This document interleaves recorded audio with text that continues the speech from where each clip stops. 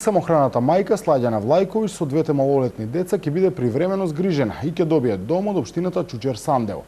Градоначалникот на оваа општина по вчерашното објавување на приказната за Влајковиќ во медиумите вети помош за неа и незините деца, додека останатите државни институции се уште немаат одговор за овој проблем.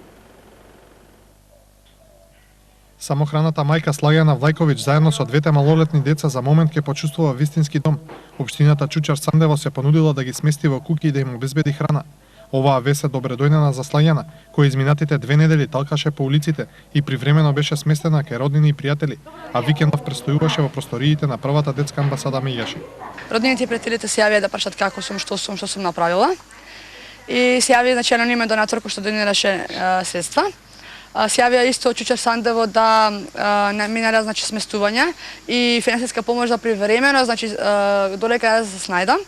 И за сега тоа е тоа што си имаат некако луѓе јавено. И еден човек се јави што треба да се отиде за да се земат алиште за децата. Слаѓана вели дека била избезумена и не знаела што да прави кога потесното семејство и го завртело грбот и ја оставиле на улица.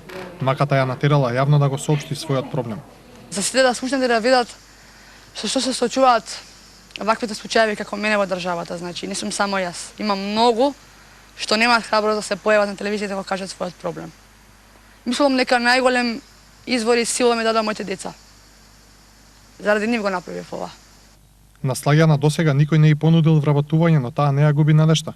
Од Меѓаши вела дека напомош се понудили од кризниот центар Надеж за привремено сместување во рок од 48 часа.